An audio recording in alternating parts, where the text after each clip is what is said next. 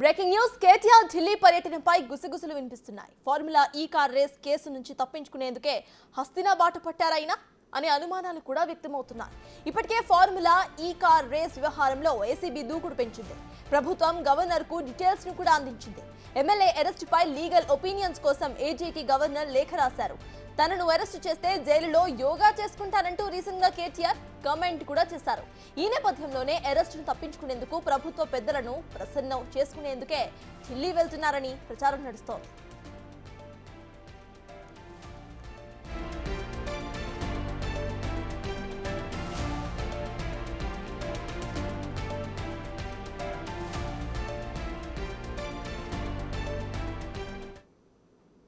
కేటీఆర్ ఢిల్లీ పర్యటన గుసగుసలు వినిపిస్తున్న ఇదే అంశంపై పూర్తి డీటెయిల్స్ ను మా ఇన్పుట్ ఎడిటర్ పవన్ అందిస్తారు. పవన్, చెప్పండి, కేటీఆర్ ఢిల్లీకి వెళ్ళింది ఈ ఫార్ములా ఈ రేస్ కేసుల నుంచి తప్పించుకోవడానికి మాత్రమే అని అనుకోవచ్చా? అసలు అప్డేట్స్ ఏంటి? కొద్దిసేపటి క్రితమే మాజీ మంత్రి కేటీఆర్ ఢిల్లీ పర్యటనకు బయలుదేరి వెళ్లారు.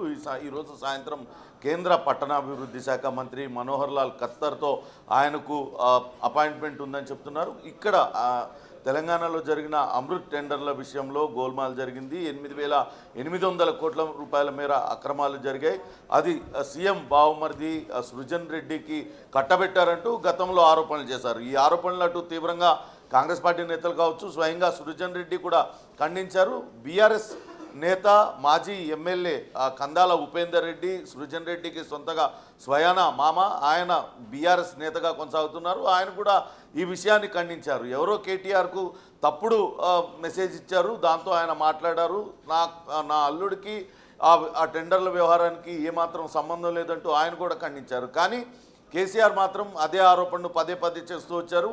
ఈరోజు ఆయన ఢిల్లీ పర్యటనకు వెళ్ళడం అటు సొంత పార్టీలో కూడా కొంత ఆసక్తిగా మారింది. ఇటీవల కాలంలో అటు ఏసీబీ ఇప్పటికే దర్యాప్తు ప్రారంభించింది.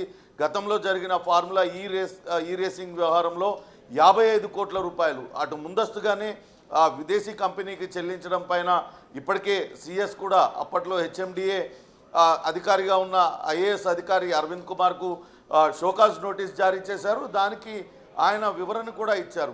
అప్పట్లో మంత్రిగా ఉన్న మున్సిపల్ శాఖ మంత్రిగా ఉన్న కేటీఆర్ మౌఖిక ఆదేశాల మేరకే తాము 55 కోట్ల రూపాయలు చెల్లింపులు జరిపామంటూ ఆయన చెప్పుకొచ్చారు. ఇది పూర్తిగా నిబంధనలకు విరుద్ధంగా జరిగిన దీనిపైన ఇప్పటికే విచారణ జరుగుతుంది. అయితే ఇటీవల దీనిపైన కేటీఆర్ కూడా స్పందించారు. హైదరాబాద్ బ్రాండ్ ఇమేజ్ పెంచడమే తన నేరమా, తనను ఏ కేసులో అరెస్ట్ చేస్తారు, అన్ని నియమ నిబంధనల మేరకే తాను ఇచ్చాను, బరాబర్ నేనే సంతకం చేసినా, నేనే అప్పుడున్న అరవింద్ కుమార్ అధికారికి నేనే ఆదేశాలు జారీ చేశా, ఏం చేసుకుంటారో చేసుకోండి అంటూ ఆయన ప్రెస్ మీట్లో చెప్పారు. ఆ తర్వాత అకస్మాత్తుగా అరెస్ట్ చేస్తే జైలుకు వెళ్తాను, జైల్లో యోగా చేసి స్లిమ్ అవుతా, తర్వాత బయటకు వచ్చి పాదయాత్ర చేస్తానంటూ భిన్నమైన ప్రకటనలు ఆయన చేశారు. అంటే అరెస్టు భయం అనేది ఆయనకు చుట్టుకుందనేది సొంత పార్టీలో కూడా నేతలు గుసగుసలు పోతూ ఉన్నారు. ఖచ్చితంగా దానిలో కేటీఆర్ ప్రమేయం పైన, కేటీఆర్ నిబంధనలకు విరుద్ధంగా అటు విదేశీ కంపెనీతో ఏదైతే లావాదేవీలు జరిగాయో దానిలో కేటీఆర్ ఇరుక్కుంటారనే వాదన వినిపిస్తున్న నేపథ్యంలో ఇటీవల ముఖ్యమంత్రి రేవంత్ రెడ్డి ఇతర మంత్రులందరూ కూడా గవర్నర్ని కలిశారు. శాసనసభ్యునిగా ఉన్న కేటీఆర్ పైన అటు ప్రాసిక్యూషన్ అనుమతి, అట్లనే ఆయన అరెస్ట్ చేయాలంటే అటు గవర్నర్ అనుమతి అవసరం కాబట్టి గవర్నర్ అనుమతి కోరారనే వార్త కూడా చక్కర్లు కొట్టింది. ఈ నేపథ్యంలోనే పూర్తిగా కేటీఆర్ కొంతవరకు భయాందోళనకు లోనవుతున్నారు. ఖచ్చితంగా ఈ కేసులో తాను దొరికిపోతాను, అరెస్ట్ అవ్వడం తప్పదు అనే సంకేతాలు ఆయనకు అందడంతో ఆయన ఈ రకంగా మాట్లాడారు. అరెస్ట్ అయితే ముందుగానే కేడర్ను కూడా సమాయత్తం చేస్తూ ఉన్నారు. కావాలనే కాంగ్రెస్ ప్రభుత్వం కక్షపూరిత చర్యలకు పాల్పడుతుంది, నన్ను అరెస్ట్ చేస్తుంది, కాంగ్రెస్ ఏదైతే విధి విధానాలను తాను ప్రశ్నిస్తూ ఉన్నాను కాబట్టే కాంగ్రెస్ పార్టీ కక్షపూరితంగా వ్యవహరించి తనను కట్టడి చేసే ప్రయత్నం చేస్తుంది, తనను రాజకీయంగా ఎదుర్కోలేక కుట్రపూరితంగా వ్యవహరించి జైల్లో పెట్టాలని చూస్తుందంటూ అటు క్యాడర్ని రెడీ చేస్తూ అదే విషయాన్ని ప్రజల్లోకి తీసుకువెళ్లేలా ప్రయత్నాలు అయితే కొనసాగిస్తుంది. కానీ పూర్తి సాక్ష్యాధారాలను ఇప్పటికే ఏసీబీ అధికారులు సేకరించిన సాక్ష్యాధారాలన్నింటినీ కూడా అటు ఆ ప్రభుత్వానికి గవర్నర్కి కూడా అందజేసిన నేపథ్యంలో గవర్నర్ అటు అడ్వకేట్ జనరల్ని ఆ న్యాయ నిపుణుల సలహా కోరుతూ ఒక లేఖ కూడా రాశారు. కానీ ఈ విషయంలో అరెస్టు తప్పదన్న తెలుసుకున్న కేటీఆర్ ప్రస్తుతం ఢిల్లీకి వెళ్ళారు. ఢిల్లీలో ఉన్న బీజేపీ పెద్దల్ని కలిసి ఈ కేసులో అటు కొంతవరకు బ్రేక్ వేసేలాగా అటు గవర్నర్ విష్ణుదేవ్ అనుమతి ఇవ్వకుండా ఆయనను నిలువరించేలాగా అటు లాబింగ్ చేసుకోవడానికే వెళ్తున్నారనే చర్చ అయితే ఆయన సొంత పార్టీ నేతలు కూడా చేస్తున్నారు. ఎందుకంటే గతంలో మనం చూసాం, ఎప్పుడైనా సరే అటు ఢిల్లీ పర్యటనకు వెళ్ళినప్పుడు అటు కవిత జైల్లో ఉన్న సమయంలో కూడా కేటీఆర్ ఒక్కలే ఎప్పుడు పోలేదు. ఆయన వెంట అనేక మంది ఎమ్మెల్యేలు, మాజీ ఎమ్మెల్యేలు అందరినీ కూడా తీసుకొని వెళ్ళేవాళ్ళు. కానీ ఈసారి ఆయన ఒక్కడే వెళ్ళడం అది 2 రోజుల పాటు ఢిల్లీలోనే ఉండనున్నారు అనే సంకేతాలు ఇవ్వడం వెనకాల ఖచ్చితంగా ఈ కేసు నుంచి బయటపడేందుకు ఆయన తీవ్ర ప్రయత్నాలు చేస్తున్నారు. ఇప్పటికే కేసు తుది దశకు వచ్చింది, విచారణ అంతా కూడా పూర్తయింది, ఆధారాలన్నింటినీ కూడా సేకరించారు. అందులో కేటీఆర్ ప్రమేయం పైన స్వయంగా సీనియర్ ఐఏఎస్ అధికారి, గతంలో హెచ్ఎండిఏ బాధ్యులుగా ఉన్న అరవింద్ కుమార్ కూడా స్టేట్మెంట్ ఇచ్చిన నేపథ్యంలో ఖచ్చితంగా ఈ కేసులో అరెస్టు తప్పదు. ఈ అరెస్టును తప్పించుకోవడానికే చివరి ప్రయత్నంగా అటు ఢిల్లీలో వెళ్ళి పెద్దలను ప్రసన్నం చేసుకునేందుకే వెళ్ళి ఉంటారనే చర్చ అయితే జోరుగా సాగుతోంది. వాస్తవానికి అమృత్ టెండర్లపైన గడిచిన 2 నెలల క్రితమే 3 నెలల క్రితమే ఆరోపణలు చేశారు. ఆరోపణలపైన అటు సృజన్ రెడ్డి కూడా కేటీఆర్కు లీగల్ నోటీస్ పంపించారు. అందులో 3 కంపెనీలలో తన వాటా చాలా చిన్నది, కానీ మీరు చేస్తున్న ఆరోపణలు అవాస్తవం, ఈ ఆరోపణలన్నింటినీ కూడా వెనక్కి తీసుకోవాలంటూ చెప్పారు.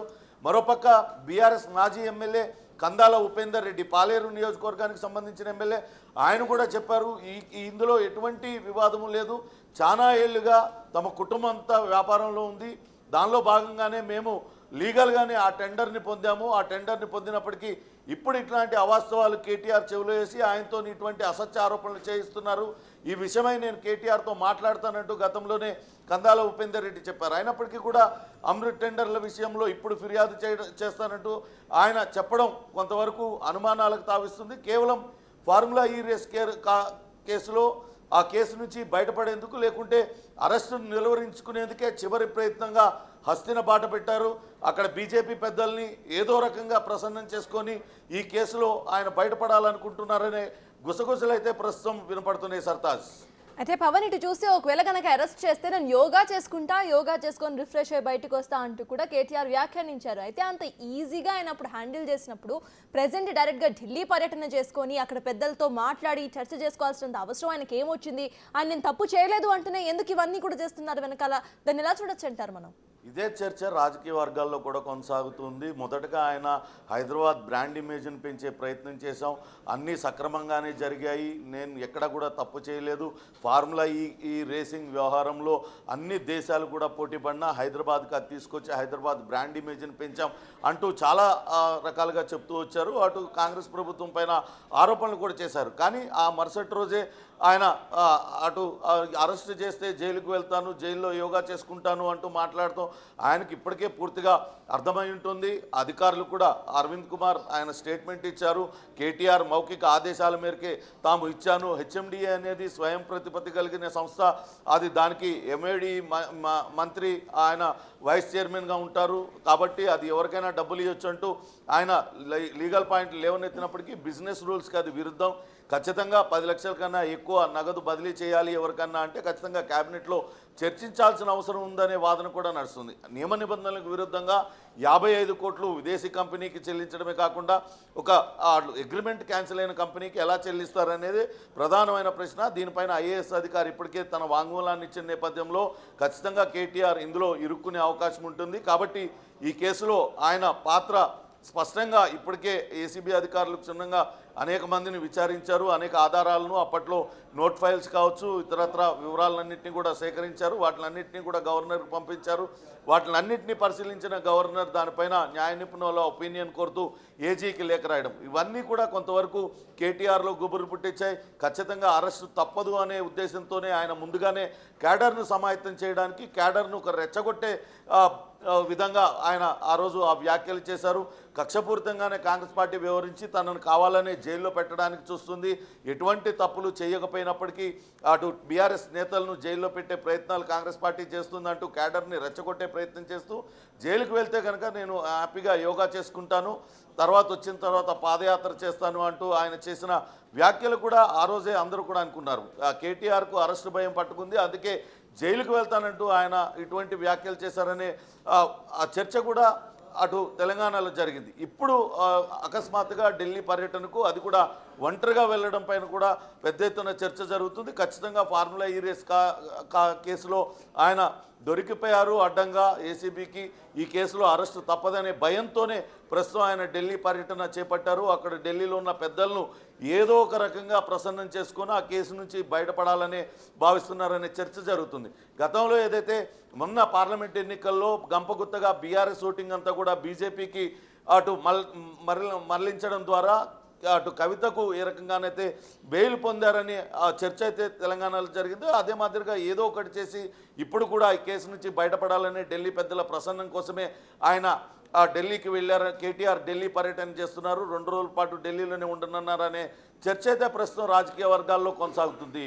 సర్తాజ్, అయితే పవన్, ఇటు చూస్తే గతంలో కవిత అటు అరెస్ట్ అయి ఉన్నప్పుడు కూడా కేటీఆర్ చర్చల్లో భాగంగా ఢిల్లీకి చాలాసార్లు వెళ్ళొచ్చారు. ఇప్పుడు కూడా అదే వర్షన్ మనం చూస్తున్నాము. అయితే ఫస్ట్ నుండి ఇటు బీఆర్ఎస్ మరియు బీజేపీ ఒకటే అంటూ కాంగ్రెస్ ఒక వాదన వినిపిస్తోంది. అయితే ఇప్పుడు మళ్ళీ పెద్దలని కలవడానికి ఇటు సెంట్రల్ మినిస్టర్స్ దగ్గరికి వెళ్ళటం మనం దానికి ఒక పాజిటివిటీగా చూడొచ్చుంటారా? ఖచ్చితంగా ఇప్పుడైతే కేటీఆర్ చెప్తున్న దాని ప్రకారం ఇటీవల రాష్ట్రంలో ఏదైతే అమృత్ టెండర్లు ఉన్నాయో, అమృత్ టెండర్లలో భారీ అవకతవకలు జరిగే 8,800 కోట్ల రూపాయల మేరకు ఆ టెండర్లను అక్రమంగా పొందారు. అవన్నీ కూడా రేవంత్ రెడ్డి బావుమర్ది సృజన్ రెడ్డికి ఆ కంపెనీకి ఇచ్చారంటూ ఆయన ఆరోపణలు చేస్తూ దానికి సంబంధించిన ఫిర్యాదు చేయడానికే నేను ఇప్పుడు కేంద్ర మంత్రిని కలుస్తున్నానని చెప్తూ వస్తున్నారు. అదే విషయాన్ని బీఆర్ఎస్ నేతలు కొంతమంది బయటకు చెప్తున్నారు. రేవంత్ రెడ్డి మీద ఫిర్యాదు చేయడానికి వెళ్తున్నారు, కానీ అంతర్గతంగా సొంత పార్టీ నేతలు కూడా చర్చించుకుంటూ ఉన్నారు.